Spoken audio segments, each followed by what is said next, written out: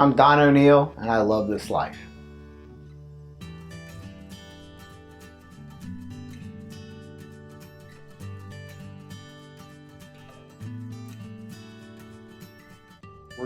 Where's home and where do you come from? The 30-second elevator pitch. I come from North Carolina. It's what I call home, even though I live in Evansville, Indiana. Transplant, military kid, 23 years in the Army. Was infected at a very young age with the drag racing bug of motorsports. And, you know, the cliche of if you do something that you love, you'll never work a day in your life, comma, you'll work numerous hours to be able to achieve the success to be able to do what you love. And that's where I am, 3 days removed from my 47th birthday, and not knowing when to stop is still not an option for me at the moment. And I do. I love being involved in motorsports, and I love the marketing aspect of it, and just truly don't know that I would be able to do anything else at this moment. So you had the opportunity to hone your skills, your interpersonal skills, through your first career. Yes, I did. I tell people that my decision, although I was probably nudged a little bit by my dad, being from a small town in North Carolina, there wasn't a lot going on, and at the time that I graduated, I was not a college-minded individual, if you will.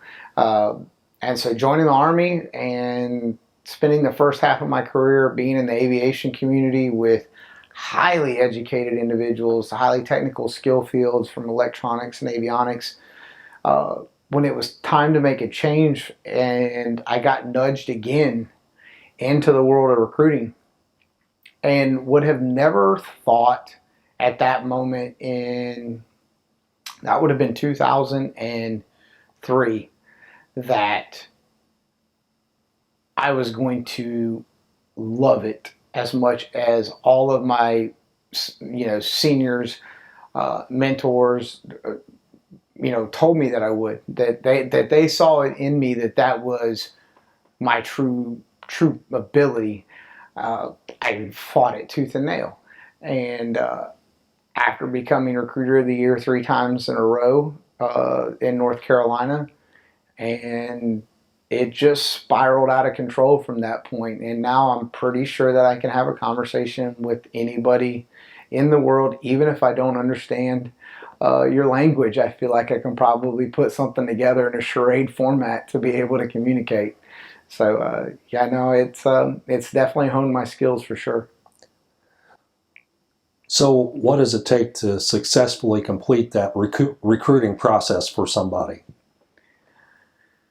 To join the Army? Nowadays, it seems like it's harder to find people that meet the criteria. We used to always say that you had to be educationally aptitude, you had to be physically aptitude, and that you had to be mentally aptitude. And nowadays, in today's society, the numbers have gotten so far skewed with physical abilities and mental, that I feel for the people that are out there today putting in, a recruiter's grind is 12, 16, sometimes 18 hours a day, depending upon where they're at, to travel, to be able to go meet a kid, meet their family, or their influencers, if you will, and to think about where they might have challenges to be able to just minimally qualify for the military. My daughter joined the Air Force, and she had over a year-long process to get to that point. And I typically only ran into processes that took me a year on medical and doctors and nurses and so forth, or officers. Her process to join was a year long. And it just, so it's definitely changed a lot. And I I kind of have a look. I could see myself looking at recruiters nowadays and saying that they're probably more challenged and probably better qualified for today's generation than, say, somebody like me who doesn't understand why someone doesn't physically want to take care of themselves, doesn't mentally want to take care of themselves, and definitely educationally doesn't want to take care of themselves. A young man or woman that would get to you at the recruiting stage, they're not the same as they were 20 years ago. No, I mean, I could be wrong with that, but I would think just knowing looking at some of my daughters, their friends from today's society, looking at Megan's, my owner's daughter, their friends, people that I'm around and come in contact with on a daily basis, their kids. When I look at them, the numbers are small that have, that, it's a cliche, but it's a fact. Less than 1% of today's society will raise their right hand to support and defend the Constitution of the United States.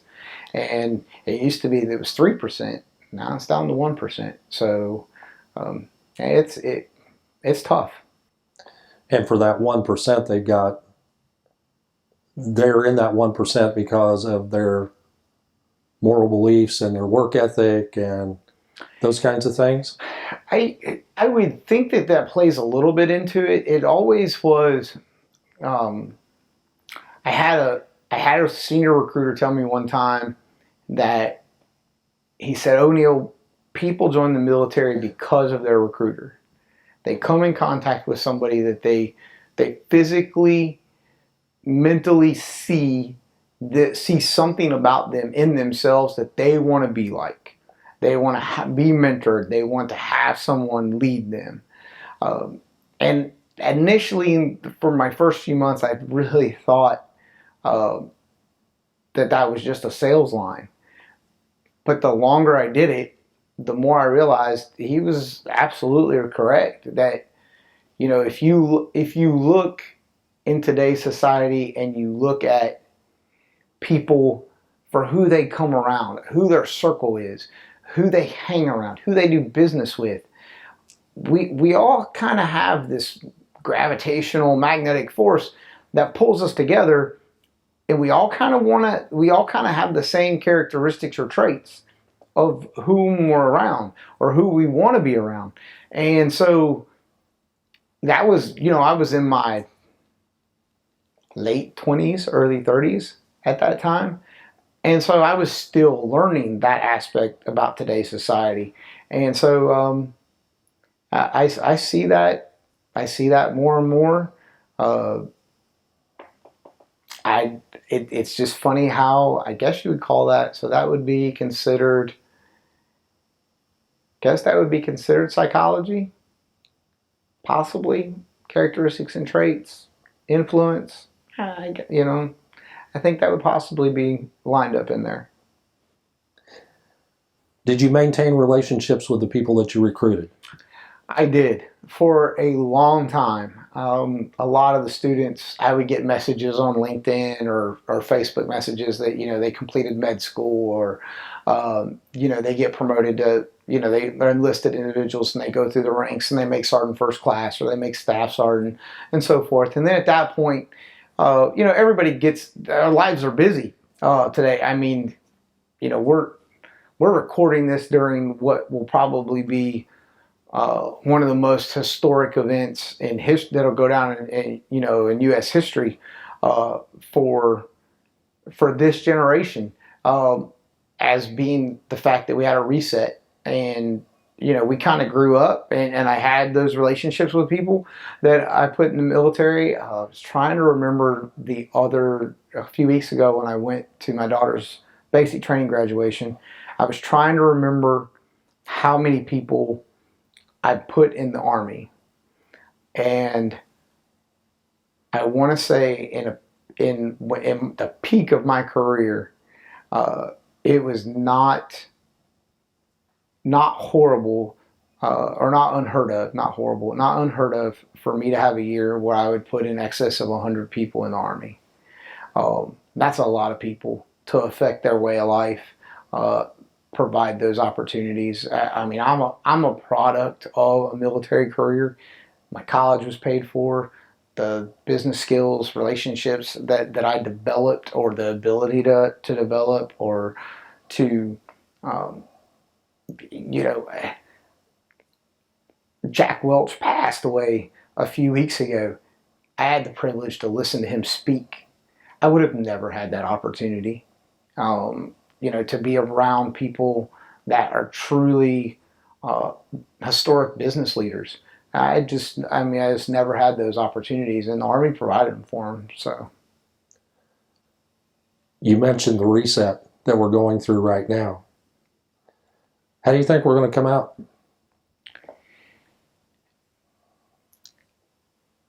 we should come out stronger, more unified, I would hope. Um, to think about so most of the kids that are graduating high school were during 9/11, a historic event, obviously, tragic. And now here they are, missing out on graduations, senior proms. Uh, I was reading a report yesterday about SAT, ACTs, and how colleges are going to have to reevaluate how they're going to look at the next crop of students going into college. Starting, do we accept you? You didn't have a chance to take an SAT or ACT. So I think we'll come out. I just think that the image wise, or perception of what has to be done, or what's feasible to be done, things of that nature are going to have to be done. People are going to have to change their mindset some. They talk about all of us being quarantined and staying away, and bringing your family closer, and doing things with your kids, and so forth, and your spouse and your loved ones, and worrying about your your elderly generation. All of that. I don't think we used to worry about that until a few weeks ago. I think it was a forethought for holidays and birthdays and um, monumental events. And now it's like, we are worried about it, and we have to be. So I think, being that we're the greatest superpower in the world, we should come out and rebound and be stronger. Doesn't mean it's going to happen overnight. That's just ludicrous if you think that. But if we can survive 12, 18 months, I think we'll bounce back. I think so. I think we'll come back better than ever. I think that there's people out there that have the right mindset, that have the right education and the intellect to see us through.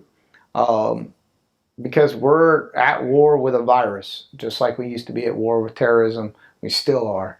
I mean, that's one of my biggest fears, is that now at this state for our country, that someone doesn't attack us. Because we're weak right now. We're vulnerable. And that's typically how the enemy thinks. It's how we would think. I hope we come out. It's going to be a struggle, though. I hate to hear people in motorsports losing their jobs or being shut down. Me being a marketing person in motorsports, it's tough. Hard conversations. But we got to come back. You can't just curl up in a ball and say, okay, we're just going to wait and hold on to our comfy wubbies. I don't think that's going to do us any good. Dig a hole, get a shovel, dig a hole, protect your fighting position, and get ready. So with your three daughters, Yep. your three daughters, what would be the message to them?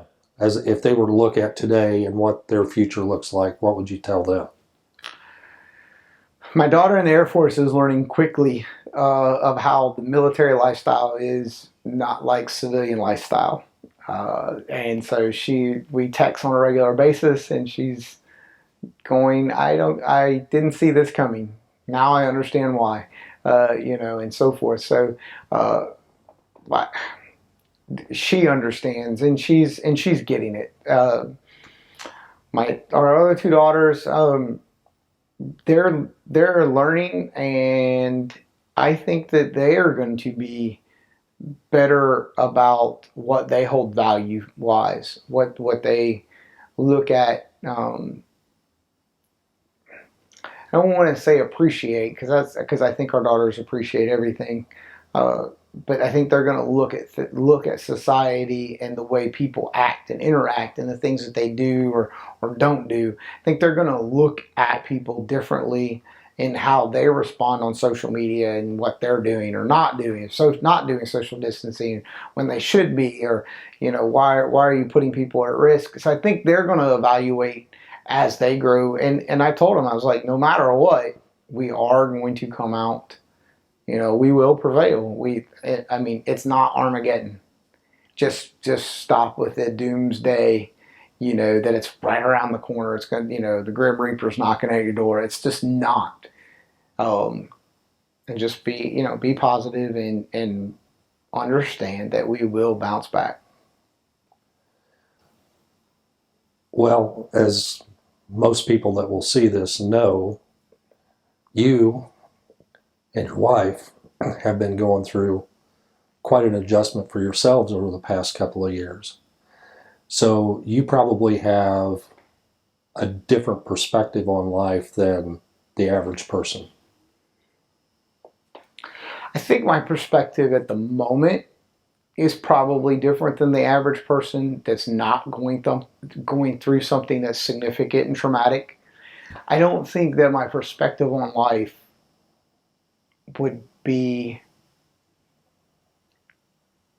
any different if everything was going okay. And I say that because I lost my dad to cancer at a young age. I lost my mom to cancer, my parental mom. I've lost my grandparents on both sides of my family. Um, I don't want to say family treeless. I think I've got a couple aunts and an uncle left on my dad's side, and then I only have a couple aunts and uncles left on my parental mom's side. And then being in the military for 23 years, losing men and women. I don't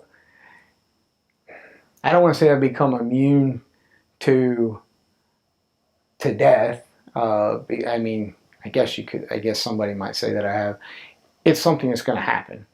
Now, how you deal with it personally when when it's lurking inside of your family, inside your proverbial four walls, that perspective is probably different.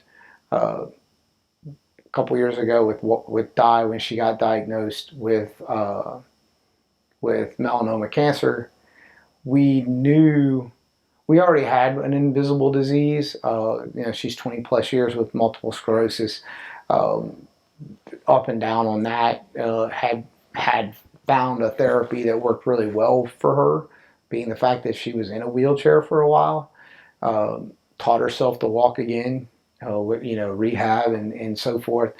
But then I think it was in 13, we were actually doing our Salute Our Troops tour.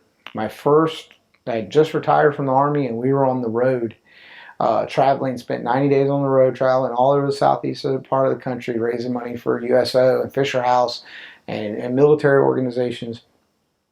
And we got a phone call that her labs came back, and that she was JC virus positive, and that she could no longer be on the treatment that she was currently on because she had a high risk of developing PML, which is a very fatal brain disease.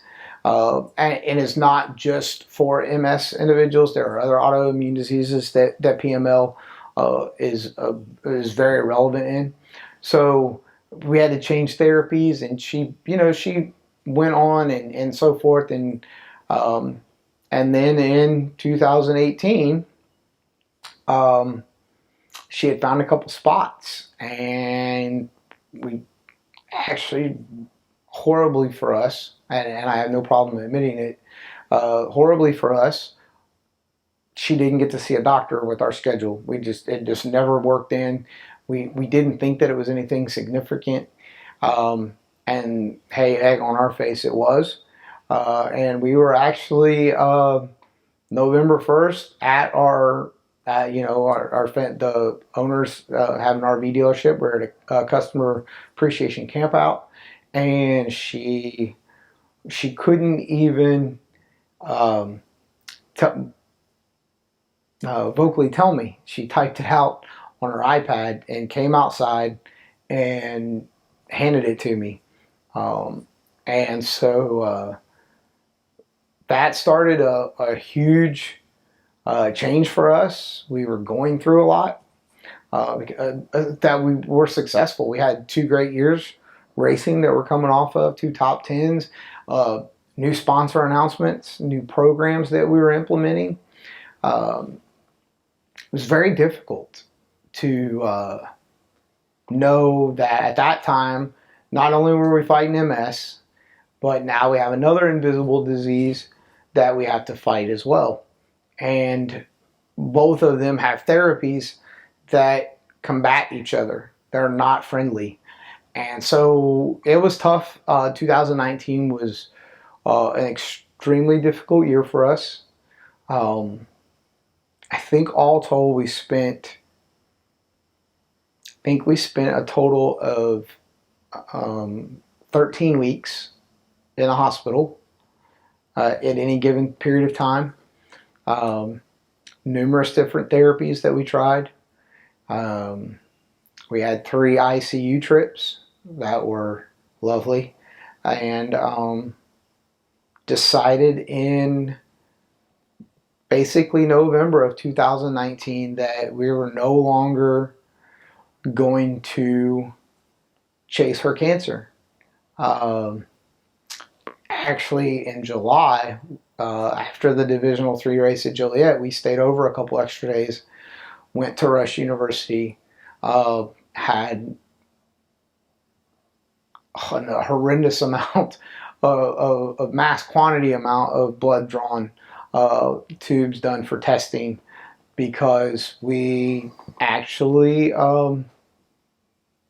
campaigned, begged her neurologist to let us go back on the same therapy that we thought, we were pretty convinced, that gave her cancer, so she could have her quality of life back for a couple years, to see our daughters graduate, grow up, move on to college, and not be struggling. And it was very difficult to make the decision that we were going to choose quality of life over quantity, but it was really the only decision to be made.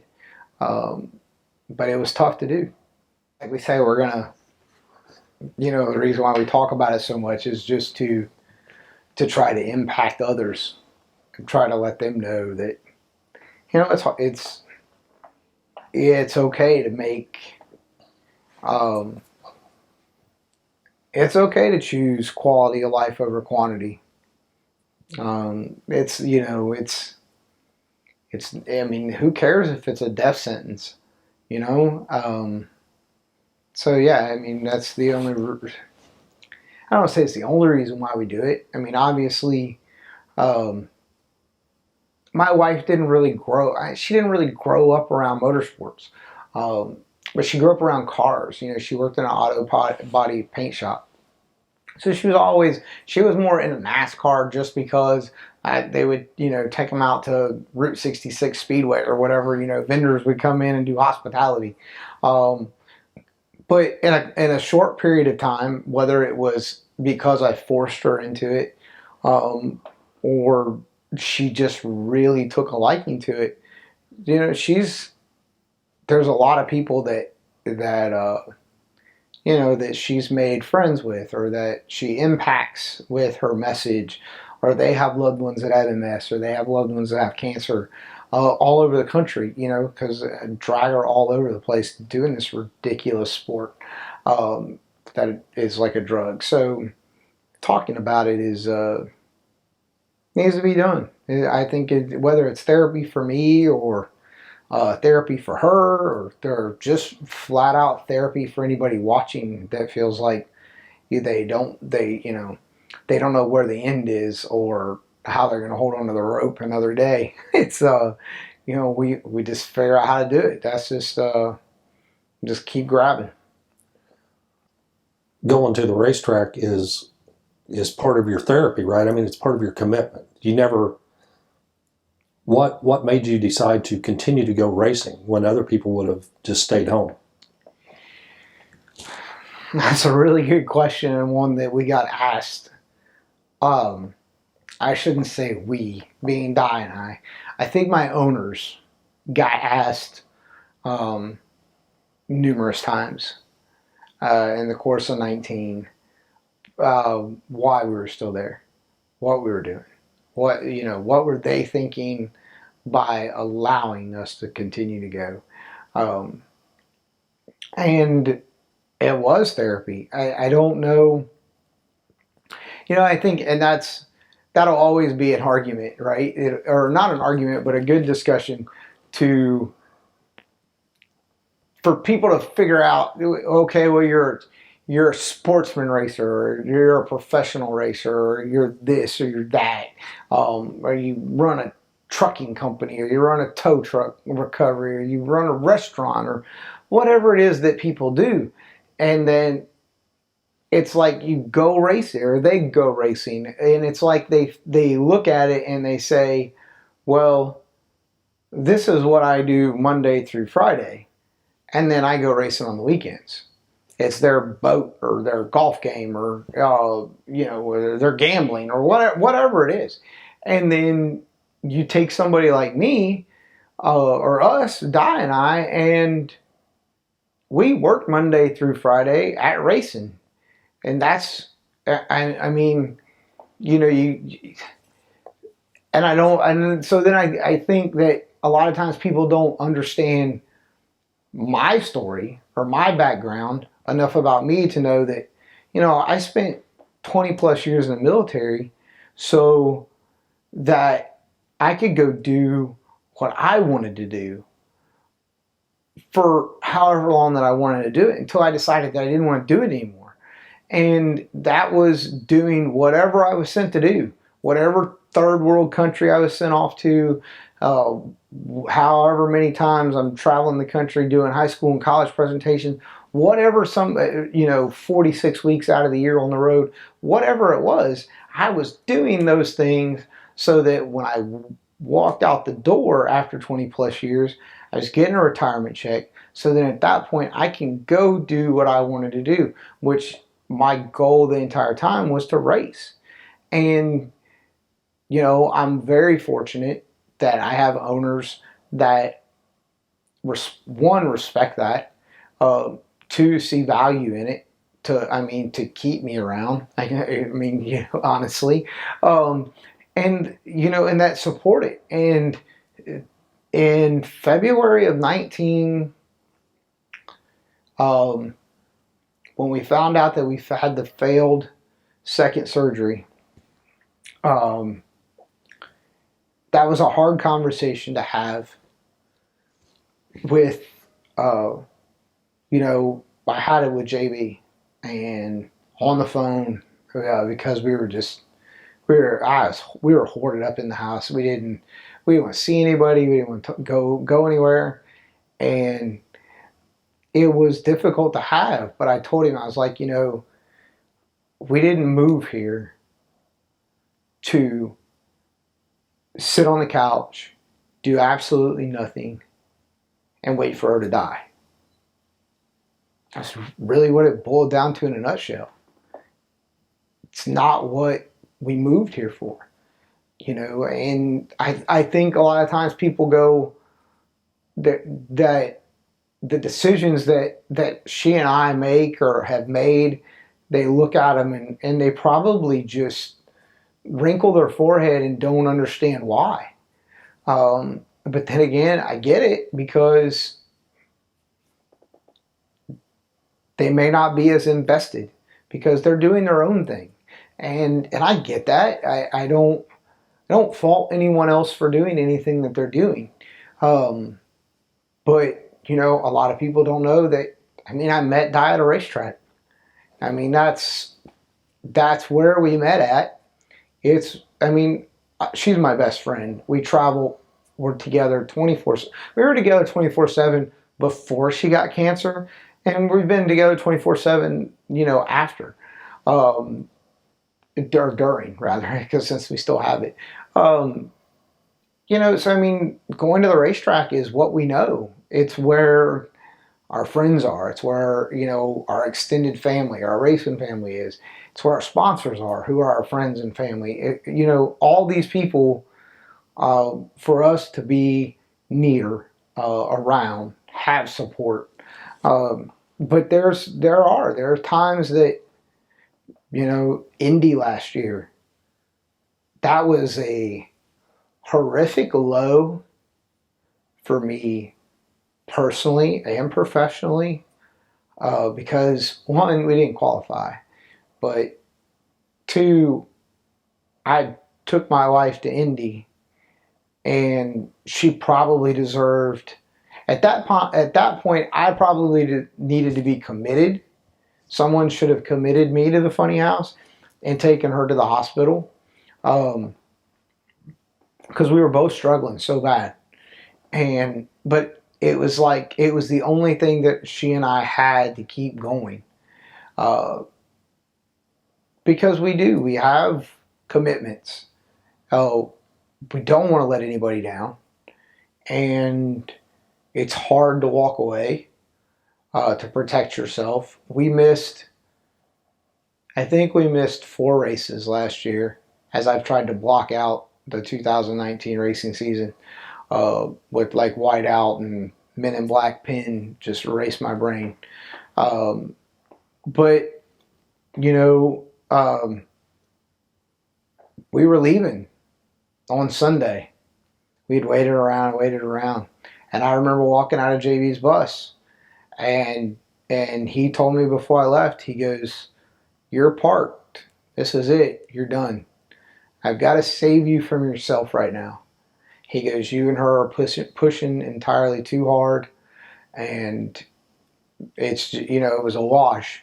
And, you know, I left there not happy being told that, but understanding that somebody that cared enough about us as people, not so much the business side, but people, was looking out for us. And we left on Sunday, and Monday morning we were in the hospital. And we were in the hospital until September 11th.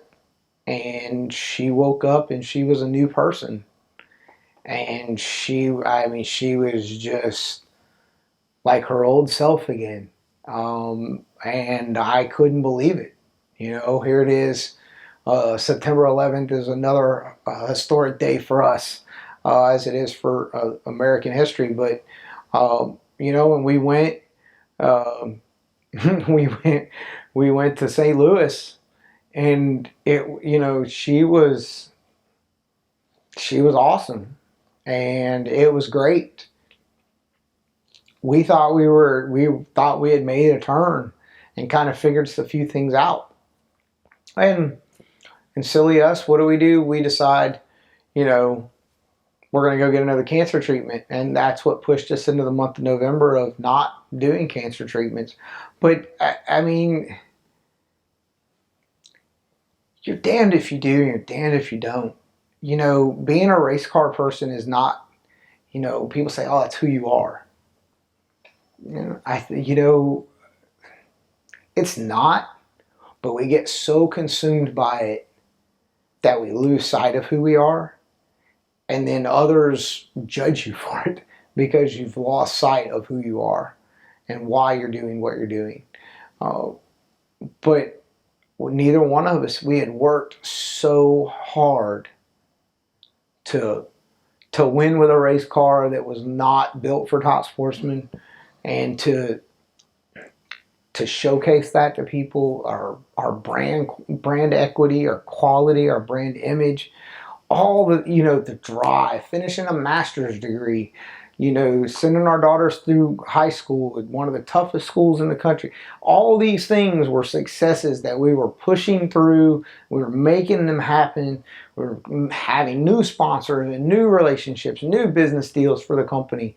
Just all of these highs.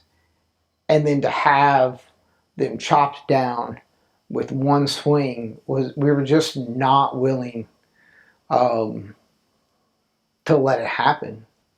And hence the do it for die hashtag came about from my buddy Nathan. We were just texting while I was hoarded up in the house with die. Pretty low points, trying to find perspective, trying to find a silver lining or glass half full, not half empty mentality. And he sent that, and it made everything that's so wrong becomes so right to share with people and not quit, push harder. And here we are in 2020 and hoping, as we said at PRI that we were going to go into 2020 just so much further off and better than we were in 19 after everything that we had been through.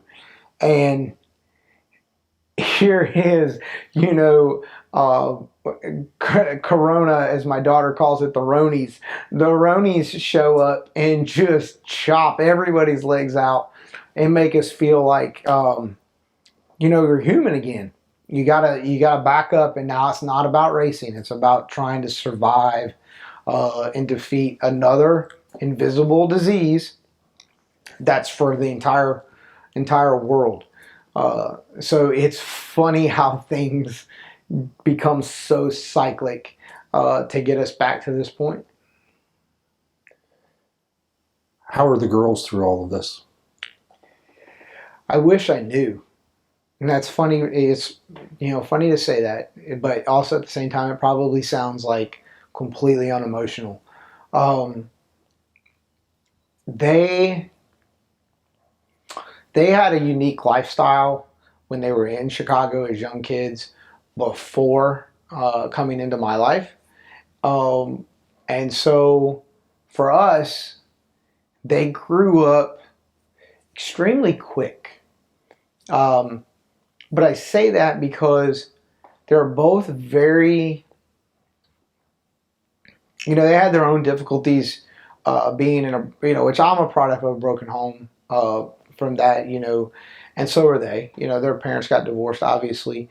But they had always, kids, they say that when they go through the dysfunctional family life, as everybody has, that they find something that they cling to, whether it's reading books or athletics or lashing out into negative, activities, or whatever the case is. Emily and Claire, they latched onto their education. They latched onto schoolwork, and they just absorbed themselves into learning or immersing themselves into education and language and studies. And so that was always great for us because it also developed them into being very independent young women. And it's a hilarious story, but we travel a lot, had a very in-depth racing schedule for a sportsman team when you're spending 20 weeks out of the year on the road racing. And so we would have sitters, until Emily got her license. We'd have sitters that would be here to drive them to school because there's no public transportation for them, and all of these deals. And our youngest fired one of the sitters. I don't remember what racetrack we were at, but we got a call in the middle of the night that the sitter had not shown up, and there was a thunderstorm, and that they were not going to leave the doors unlocked for her, They were going to bed, and she was fired. They did not want to see her again. And at this time, I want to say that Clara was like 11 or 12. She's like, she's fired. She told Di, she's on the phone, fired. And it's just funny to watch them grow up, and they argue like they're adults. And it's unsettling to me at the same time, because I am an adult and I'm thinking I've led some of the best men and women in the military all over the world, and here I have Emily and Claire at their young ages of being teenagers arguing with me like I have no idea what I'm talking about, or how I could even remotely be right. But they're awesome. And so they've grown up their whole entire life dealing with Di's MS, that I think they just looked at cancer just being one more brick, one more thing for us to deal with. That we are. There are some tough times. We were in ICU. We missed Emily's graduation party. Last year that was pretty tough on Di. Di's missed some college events with Emily. She got out of the hospital a couple days before Emily's prom, which she went out. She pushed through it. She probably didn't need to be out, but I got it. I understood, and we made a pact or an agreement that it was always going to be quality over quantity. And I'm just glad that she was there for that, to push through. So it's really tough to judge on the girls. They're very resilient, and I hope at one point someday they'll share how they feel or how they get through things. They're very close to each other, so I'm sure if nothing else, they're leaning on each other as sisters would, and they just probably don't want to talk to my military tale. So let's get back to racing a little bit and marketing, and to look at where you were in your military career. What drove you to go pursue a marketing degree or further education? Well, that's really tough to say. To kind of answer, to say, oh, it was that aha moment. I had always been. I grew up in racing around with my dad before he passed away. I had a couple people that tried to keep me involved in racing in my military career, which was very difficult. I did a lot of traveling at a very young age, in my military career, and it made that made it difficult. I always thought that I would do something. I always tried to stay in contact with it. Spent a lot of money. I mean, I'd made a lot of bad financial decisions in my early 20s, mid 20s. I was using money that I should have kept for financial planning to buy race car parts and buy used race car to refurbish to keep all this going. So I was still racing, trying to race during my military career, and kind of got to the point where it was starting to consume me. And I just said, okay, went into recruiting. And at that point is when the Army was getting ready to get involved in drag racing with DSR, with Tony Schumacher. And I had a relationship with on Fort Bragg with the MWR folks, and they were responsible for marketing at Fort Bragg and outside businesses and so forth. And they introduced me to somebody within recruiting command who kind of took a liking to me. And I kept always seeing, like, they would reference different educational backgrounds in marketing or it'd be in a message or something of that nature. And it was in their job title. And I'm like, I probably need to get a marketing degree. And I had changed my college career path about a half a dozen times up until this point. I had to be pretty. I think I was probably a good card carrying member for about 4 associate's degrees, starting out Y2K, if you will, time frame, and needed to get a bachelor's degree done in something. And so I got one with bachelor's of science, and I had a minor in marketing. And then I went into recruiting command and decided after I went to recruiting school, that was what I really needed to be involved with. And so the more I got involved with it, the more I started building relationships. And I got lucky enough. This is when the Army changed their messaging and went to the Army of One campaign. And a couple people got together and asked me because I was actually taking my car at that time, which was a hoopty of a hardtail dragster. I was grateful for the companies that were involved with me that, helped me out and so forth. I really was. A lot of local companies in Fayetteville. And I was taking it and doing school appearances, community college fairs and auto body. And, I was trying to line up appearances and things of this nature. And I was a horrible racer. I sucked so bad. I'm pretty sure I sucked for at least 20 years. That's bad. Just tried to make do with whatever I had, right? I was still an active duty soldier. And got lucky that I got selected for a Recruiter of the Year competition or this symposium and went to it. And it was basically one of these deals where someone came up and they said, "Hey, are you so-and-so?" And I'm like, "Yeah, I am." And they're like, "We understand that you're using your car to recruit people." And I'm like, "Yeah, I am, in our little local area, And they're like, "We'd like would you like to do this?" And I'm like, "Sure." And they paid for the wrap, and our relationship started. And that was in 2003. And it went through a bunch of different changes in my motorsports career. And every time I'd learn something new, which, you didn't think about the fact that you're a recruiter and that you're marketing, right? You're in sales.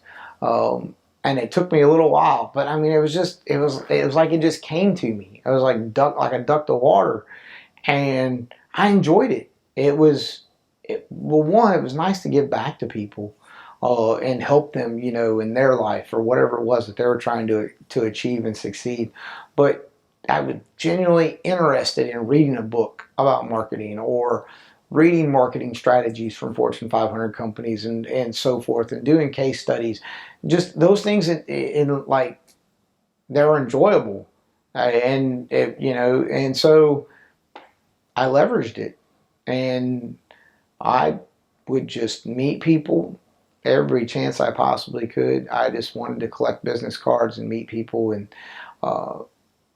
I think it's done well for me. It's nice to hear from people that remember me from my Army days, and being such a horrible racer. It's nice. If you were to define what your passion is and how you discovered it, what would you say? What is your passion in your life? That's tough. One passion. Hey.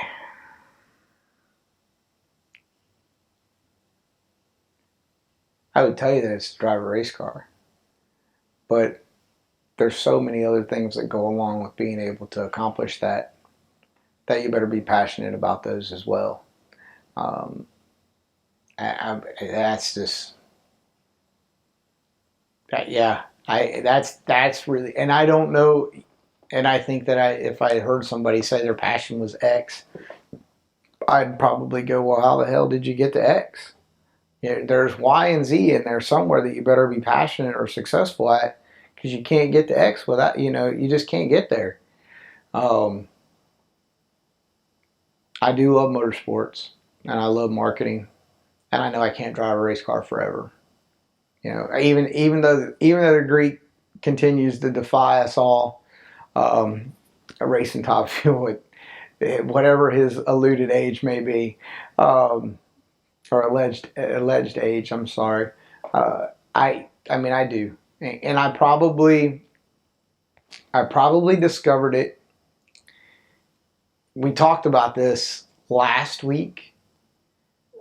Uh, the day of March 14th stands out to me because it was the day that Bill Coolman broke 200 miles an hour. And I remember being in the grandstands. Brett Kepner and I were talking about this the other day. That I remember being in the grandstands. It was so cold. My dad had me wrapped up in a blanket, and we were in the grandstands when Bill Coolman went 200 miles an hour. And to this day, I can still see the smile and the look on my dad's face when it lit up the scoreboard. And I don't think I'm any different than probably any other average son in the country. Is that I wanted to be like my dad. My dad kept me from being like him, from the aspect of my dad was retired from the Air Force, Vietnam War, and was a diesel mechanic. And I grew up at a diesel shop working on trucks and trailers, and I thought that's what I was going to do. And my dad told me I was absolutely positively not going to do that. And so I guess in a way, the only way I'm continuing the path of trying to be like my dad is that he was ate up with drag racing. And here I am. My wife puts a picture of my dad in the car from the time we started going top sportsman racing, because that's what my dad wanted to do. Had a 55 Chevy, grew up in the era of Charlie Carpenter and Robbie Vandergriff and match racing. Um, and That's the first car I ever learned how to drive in, was in a 55 Chevy. It was a top sportsman car. And at that time, we're talking back in the 90s, it was going 5.0s, in the eighth mile back in the 90s. That was, fast, whatever it was. And here I am now. I'm back, however long you want to fast forward. Here it is. It's come full circle, and I'm back in a door car, racing top sportsman. And, I can't think of, I say all the time, I'll find something else to do. I'll improve my golf game if I wasn't racing. I think I would still have to go find something to do in motorsports. I used to say I knew three things: the Army, marketing, and motorsports. I'm no longer in the Army anymore. So the only two things that I really know now are marketing and motorsports. So that's probably it. That's a long-winded definition of it, but I don't know how I would get there. I just don't know. Without marketing and to drive a race car, I just don't know how to get there. So when that day comes and you're not behind the wheel of a race car, what's the future look like? Believe it or not, I ponder that a lot. I believe that I will still be doing something in motorsports. A couple years ago, I started picking up the microphone at races and announcing. I've always enjoyed that. I think that, being able to tell the story about the racer, being that I'm a racer and a marketing person, like to be able to tell stories about racers when they come to the starting line. I've enjoyed that. We've done the podcast now, and we're in our second year. I enjoy having conversations with people and interviewing them and understanding the ins and outs of their life and what got them there. But I also think that I would really enjoy the fact of being part of somebody's driver development program to mentor do's and don'ts of social media, of marketing, putting B2B deals together, just being intertwined in some sort of program to give back to young racers coming up, and even old racers for that matter, that, you know, successful business people. I think I could see myself doing that. And then above and beyond all that, I mean, probably be swinging a golf club somewhere twice a week. I don't know. I suck at golf too. So if you look back at your life, or if you look forward in your life, is there a point where you can say, I made it, I accomplished the goal I set out to, or is that still out there for you? And what does that look like?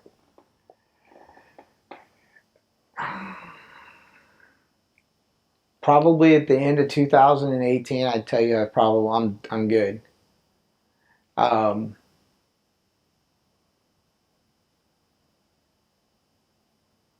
don't know. Goal wise, things get a little bit more like, you know, things are put in perspective. You know, Di and I had goals that we set each race season. You know, finishing the top 10. And to that, when did we start driving Top Sportsman? I think that was in 16 or something. We had a goal. We wanted to win a Wally. You know, okay, finish in the top 10. Okay, that's great. You know, divisionally, want to finish top 10 in the world. You know, finish inside top 20 in the world. We, you know, just check marks. Do better for our sponsors. Put more deals together.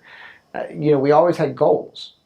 Now we've gotten to the point where we probably have goals that we talk about, but when it comes to life, I mean, I've survived a few situations that I probably shouldn't have, and kind of look at it and go, I'm okay. I'm kind of all right. Yeah. Hey. So I don't know. That's another one for somebody like me that is pretty goal oriented. You know, I could be the atypical. Oh, I want to win a world championship.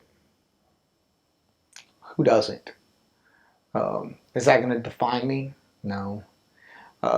It's funny that a few weeks ago we interviewed Larry Dixon, and his comment about what he wanted to be known for, his comment was he wanted to be known that he was a great dad. And I think for me, my ship is pretty much sailed on that opportunity, because I missed a lot of Logan's life. I'm doing the best I can with teenagers being who they are at their point in their life. I think I would want everyone to just think that I was a good person. And I'd be okay with that. I'd be fine with that. I don't think anybody's going to, you know, I'm going to turn 75, and I don't think that my eulogy or whatever is going to start off with, Don O'Neill was a great drag racer. Nah, that's not going to happen. And I hope that that's not, you know, what am I, 47? I hope that in, you know, 28 years from now that that's not what leads off my tagline, but I don't know what it'll be.